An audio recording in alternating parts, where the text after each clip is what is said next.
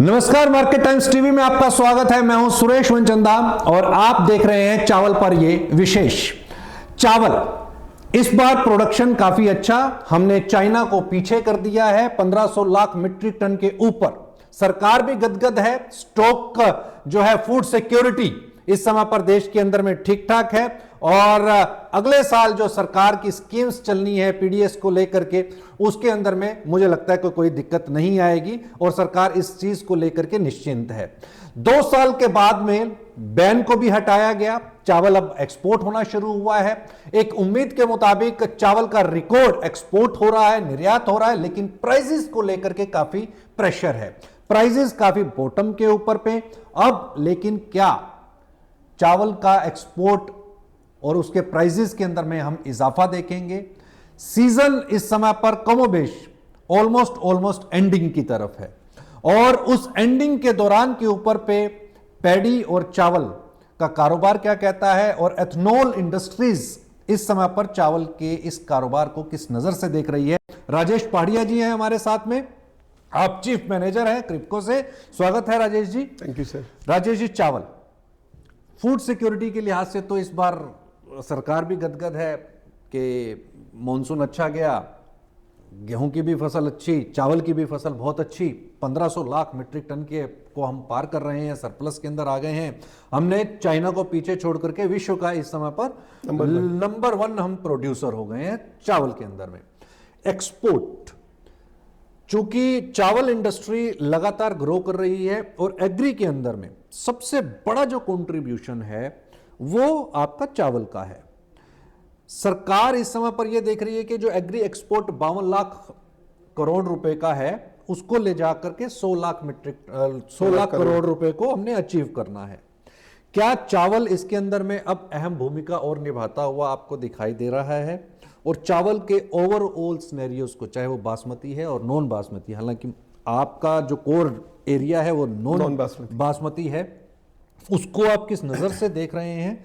और ये साल खास तौर के ऊपर पे 2026 कैसा रहने वाला है? धन्यवाद सुरेश जी, मनचंदा जी। जैसा आपने बताया कि हम न केवल प्रोडक्शन में बट विश्व का चावल के माध्यम से पेट भरने में भी नंबर 1 है। बिल्कुल 44% से लेके 46% के रेंज में हमारा टोटल एक्सपोर्ट का कंट्रीब्यूशन है ग्लोबल ट्रेड के अंदर में। राइट। सर्टेनली प्राइसेस बहुत सप्रेस्ड है बिकॉज जब हम लोगों ने 2 साल जब एक्सपोर्ट बैन था तो हम लोगों के हाथ से काफी मार्केट चले गए, काफी दिनों तक हम लोग मार्केट में नहीं थे। तो जिसकी वजह से क्या हुआ कि भी जो हमारी प्रोड्यूसिंग नेबरिंग कंट्रीज थी या को प्रोड्यूसिंग एंड को एक्सपोर्टिंग कंट्रीज थी, उन्होंने अपने चावल के प्रोडक्शन को इंक्रीज किया। ठीक है। जिसका 5 से 7 मिलियन टन का एक्सपोर्ट होता था वो 11 तक पहुंच गया और जिसका 7 से 10 होता था वो 12 से 13 में पहुंच गया। कई कंट्रीज जो अफ्रीका के अंदर में उन्होंने सेल्फ सफिशिएंसी का प्रोग्राम चलाया कि भी कभी भी इंडिया बैन कर देता है, कभी पाकिस्तान को ड्यूटी लगा देता है या सम और अदर उनकी अपनी राइस की पॉलिसीज चलती है। तो इस तरह काफी कंट्रीज ने सेल्फ सफिशिएंसी का प्रोग्राम चलाए। हालांकि उनके खुद के प्राइसेस जो है production and everything are come way high in comparison to any origin. Okay. But unfortunately क्या है, इंडिया हम लोग भले ही ऑलमोस्ट 21 मिलियन के आसपास का नंबर क्लोज करेंगे बाय मार्च 31 तक। ओके। बट वैल्यू वाइज हमारा जो एक्सपोर्ट है वो घटा है। ठीक है। क्योंकि एक समय में जब हम 20% ड्यूटी लेके भी एक्सपोर्ट करते थे तो भी हम अच्छा खासा क्वांटिटी एक्सपोर्ट कर रहे थे। ठीक है। बट अब ड्यूटी हटने के बाद में भी आज का ये जो चावल है, चाहे वो $450 का चावल $360 में जा रहा है, तो $80-90 का डिस्काउंट बाजार में आ गया because of the over supply. Fine. India के साथ में एक सबसे बड़ा प्लस पॉइंट क्या है कि हम इसके स्टॉक्स को कैरी ओवर करने के लिए हमारे पास में बहुत बड़ा इंफ्रास्ट्रक्चर है। अच्छा। बनिस्पत अपनी जो प्रोड्यूसिंग कंट्रीज है उनके यहाँ तो आज सुबह धान आया है, दोपहर में चावल बनाना है, शाम तक उसको या तो एक्सपोर्ट करना है या फिर पैक करके रेडी रखना है उसको। उनके पास में कैरी ओवर की स्टॉक्स को प्रॉपर तरीके से मैनेज करके रखने की वो फैसिलिटीज उनके पास में इतनी नहीं है। ठीक है।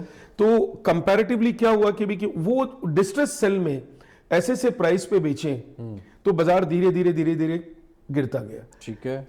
आज से 4 महीने पहले जो हम $450 में बेच रहे थे, आज वो $365 में मेरे को बेचना पड़ रहा है। ठीक है। पैरेलली इंडियन मार्केट की भी प्राइसेस उसी हिसाब से भी कंपैरेटिवली कम हुई, बिकॉज एक सपोर्ट मार्केट ने भी किया। फिर स्पेशलिटी है कि उनके पास में एक लिमिटेड सप्लाई है। ठीक है। एक पर्टिकुलर टाइम आने के बाद में वो एक्स्ट्रा एडिशनल सप्लाई नहीं कर सकेंगे। ठीक है। इंडिया के पास में है कि भाई हमारे पास में एंडलेस सप्लाई है। ठीक है। तो उसका बेनिफिट आज इस महीने में नहीं मिलेगा, बट मैं फरवरी के बाद में एक्सपेक्ट कर रहा हूं कि India will be again gaining the rising prices के अंदर में, फिर एक्सपोर्ट के अंदर में हम लोग वापस वही $400-425 के मार्केट में वापस आ जाएंगे। जो आपने बताया कि वैल्यू वाइज हम लोग आउट परफॉर्म नहीं कर पाए, लेकिन क्वांटिटी ठीक है, हम 210 मिलियन के आसपास की हम अचीव कर लेंगे। अगर मैं ओवरऑल सिनेरियोज को देखता हूं, चूंकि अभी यूएस और जो इंडिया की ट्रेड डील है उसको आप किस नज़र से देख रहे हैं?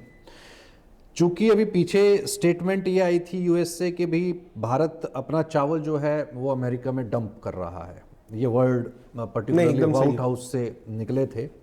और उसके बाद में ट्रेड डील होती है। ट्रेड डील का अब इफेक्ट अगर मान लीजिए कि बासमती के ऊपर पे भी आता है, जो यूएस के अंदर में मेजर मार्केट शेयर रखता है, अगर वहां पर जाना चालू करता है, तो क्या आपको लगता है कि इसके साथ साथ में नॉन बासमती भी जो है उसके पीछे पीछे चलेगा और उसको भी कोई ना कोई ग्रोथ मिलेगी यहाँ पर?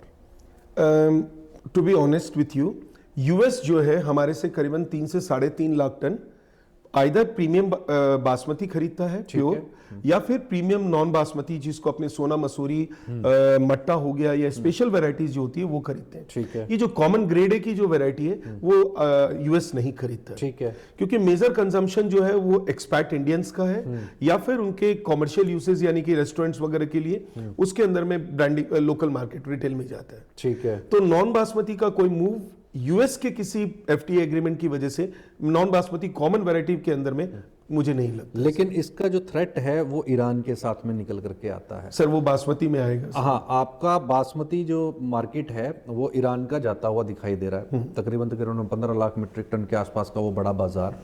अब उसके अंदर में बासमती की सभी वेराइटीज़, चाहे वो 1121 है, 1509 है, 1401 है, ये सारी वेराइटीज़ वहाँ पर आपकी जा रही थी।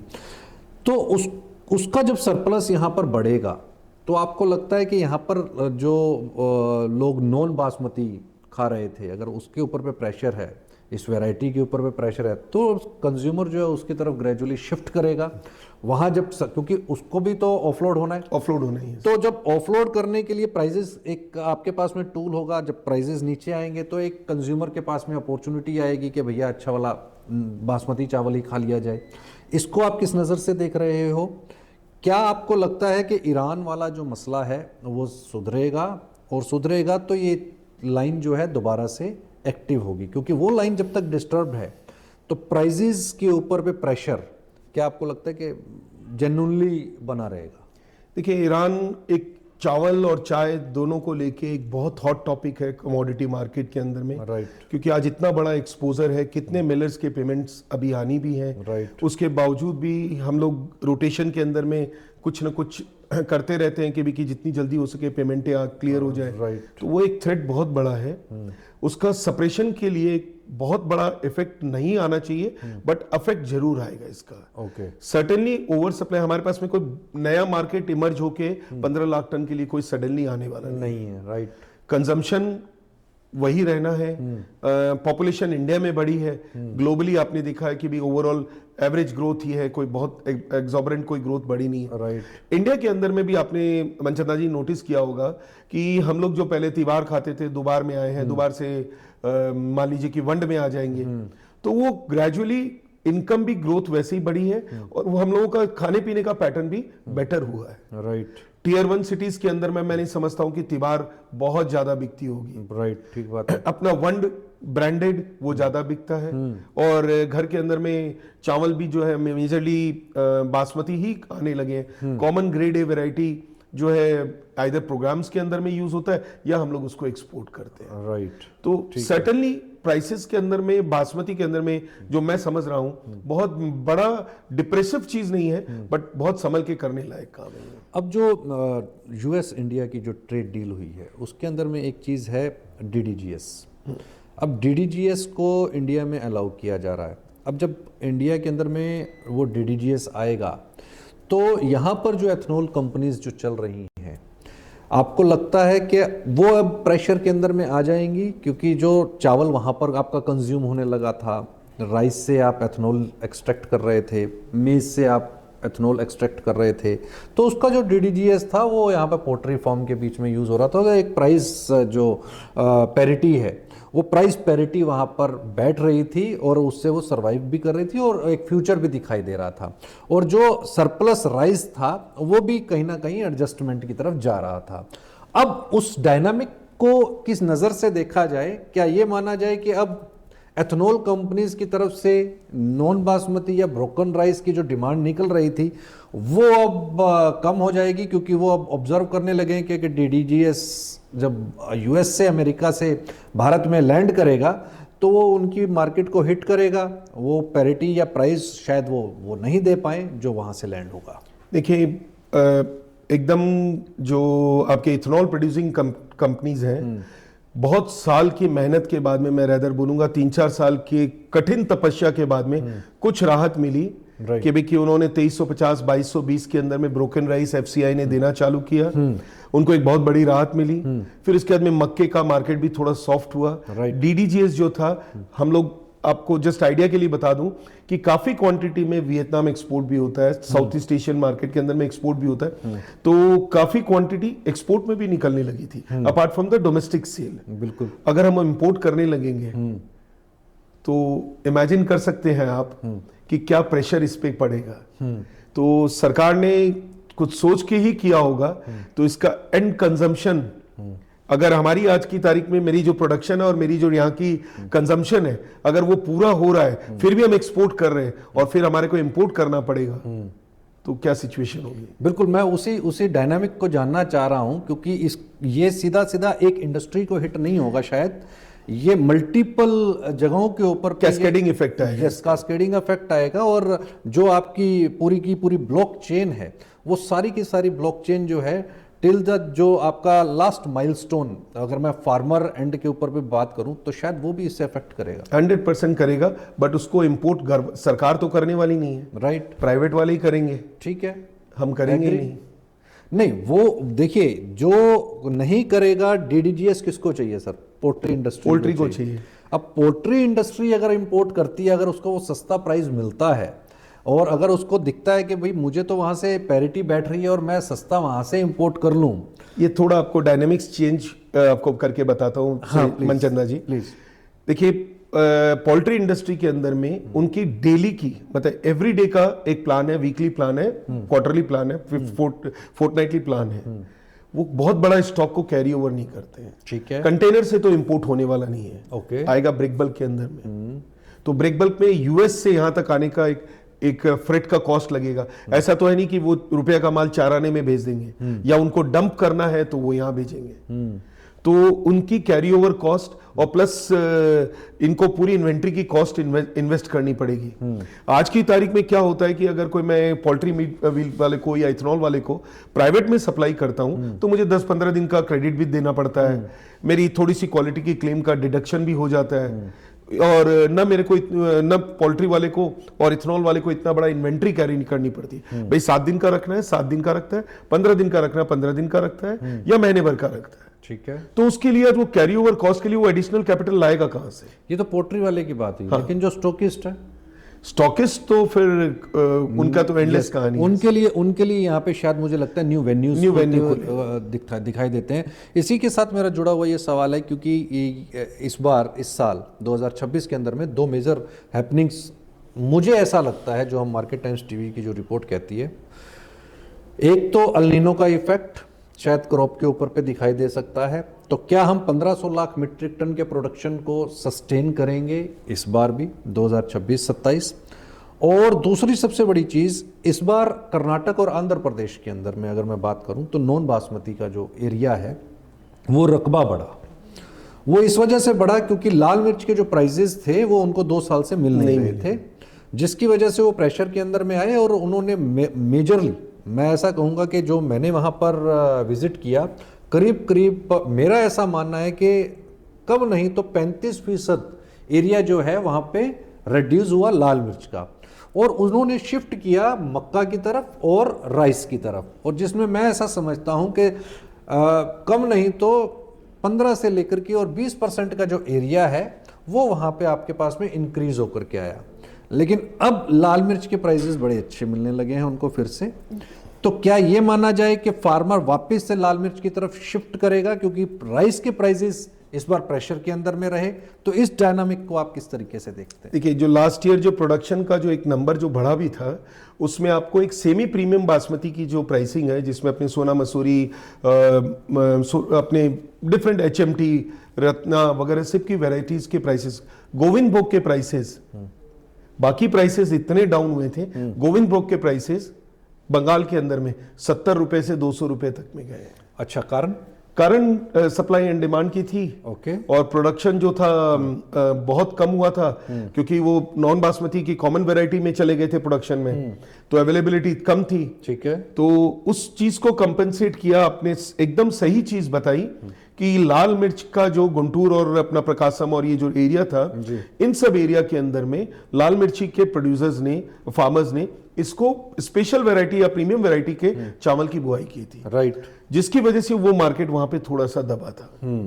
लेकिन ओवरऑल जैसा आपने बताया कि भी लास्ट ईयर का जो प्रोक्योरमेंट प्रोडक्शन कम होने की वजह से एक S&D का बैलेंस आ गया मिर्ची के अंदर में। अब प्राइसेस एक बार वापस शूट अप हुए हैं, वापस फार्मर्स को प्राइसेस बेटर मिलेंगे। अगर ये क्रॉप साइकिल इसी तरह चलता रहा तो आपके दोनों को S&D को मैनेज करके चल लेंगे। ओके, तो इस बार का इस सीजन में 2026 के अंदर में हम चावल के प्राइसेस क्या देख सकते हैं? सर देखिए, आज कॉमन वैरायटी के अंदर में तेलंगाना, छत्तीसगढ़ और आंध्रा का जो है करीबन 30 रुपए में 5% व्हाइट राइस अपने को मिल जाता है।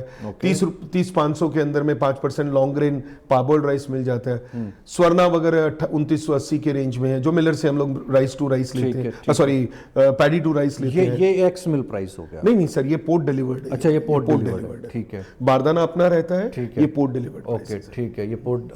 और अगर मैं ये देखूं कि इसमें अपसाइड मोमेंटम कितने परसेंट का? 2 रुपए की तेजी ज्यादा से ज्यादा, 1 रुपए का मंदा कम से कम, इससे ज्यादा नहीं हो सकता है। क्योंकि चावल का धंधा जो है वो एक बार का ये अपनी एक स्टेबिलिटी और मैच्योरिटी पे आ चुका है कि बहुत बड़ी तेजी और बहुत बड़ी मंदी कहीं नहीं है, क्योंकि सप्लाई के जो एवेन्यूज है। क्या हम ये मान करके चले जो 2013-14 का जो टाइम टेन्योर था, उस समय पर जब प्रेशर के अंदर में राइस इंडस्ट्री थी और राइस चावल के प्राइसेस थे, क्या वही फेज इस समय पर है? और उसके बाद जो हमने एक मोमेंटम देखा, एक तेजी का जो मोमेंटम बना, वो आएगा 26 में ना आकर के 27 के अंदर, या 28 तक वेट करना पड़ेगा? सर एलिनो के बाद ही पता चलेगा अब तो। ठीक है, तो अपने तो मैं तो कहूँगा कि वेदर का वेट करते हैं। हाँ। जैसे ही सिचुएशन बनेगी, गवर्नमेंट भी फुल्ली अलर्ट है और गवर्नमेंट भी पूरी एक एक चीज पे वॉच रखती है, क्या कार्गो जा रहा है, कितना जा रहा है। अब तो अपेडा का रजिस्ट्रेशन भी कंपलसरी हो गया, बिल्कुल, और एकदम पूरा डेटा मैनेजमेंट हो रहा है कि किस कंट्री में कितना जा रहा है। और तो अभी मेजर बायर कंट्रीज कौन सी? सर देखिए, अलग अलग वेराइटीज की अलग अलग। नॉन बासमती के अंदर में होल ऑफ वेस्ट अफ्रीका है, ओके, जिसके अंदर में आपका Cotonou, Benin, Lome, Ivory Coast, Burkina Faso, Gambia है, सेनेगल है और माली है। तो ये इंटरनल हिंटरलैंड कंट्रीज में जाती है। वो आज 25 सालों से अपना भारतीय चावल खा के उनकी जो प्रोडक्शन की, उनके जो फैमिली के अंदर में कुकिंग का जो प्रोसीड्योर है वो उन्होंने सेट हो गया है। ओके, आज इंडियन राइस वहां, अगर मान लीजिए कि मैं डकार का एग्जांपल देता हूं, सेनेगल का, इंडियन ब्रोकन अगर वहां नहीं है तो उनकी कुकिंग, उनकी फैमिली की जो कुकिंग होती है खाने की, वो अधूरी रहती है। यानी उनका खाना ही अधूरा है सर। ओके, जैसे नॉर्थ के अंदर में चपाती अगर नहीं मिली, आलूदा पराठा नहीं मिला, हाँ, तो खाना ठीक है। और साउथ के अंदर में राइस है। एकदम सर। ठीक है, बहुत बहुत शुक्रिया राजेश जी इस तमाम जानकारी के लिए, बने रहने के लिए। तो जो राजेश जी ने बताया कि चावल के अंदर में हम कमोबेश 1 रुपया नीचे और 2 रुपया ऊपर तक की प्राइस मोमेंटम देख सकते हैं, चूंकि 1500 लाख मीट्रिक टन का इस बार का प्रोडक्शन, और सरकार हालांकि एक्सपोर्ट तो चल ही रहा है, उस पर कोई कंडीशन नहीं है फिलहाल, और चाहे वो नॉन बासमती हो, ब्रोकन हो, और चाहे आपका बासमती चावल तो पहले भी एक्सपोर्ट हो रहा था। एक्सपोर्ट क्वांटिटी वाइज बढ़ा है, लेकिन वैल्यू वाइज अगर हम देखें तो वो कम हुआ है। हालांकि पेस्टिसाइड रेजिड्यूज के काफी इश्यूज चावल के अंदर में हैं, अगर उसको और क्योर किया जाए मुझे लगता है तो शायद बासमती थोड़ा सा और यूरोपियन मार्केट को पकड़ ले, और यूरोपियन मार्केट को पकड़ लेगी। बहुत बहुत शुक्रिया राजेश जी एक बार दोबारा से आपका इस तमाम जानकारी के लिए। कहीं मत जाइए, देखते रहे मार्केट टाइम्स टीवी।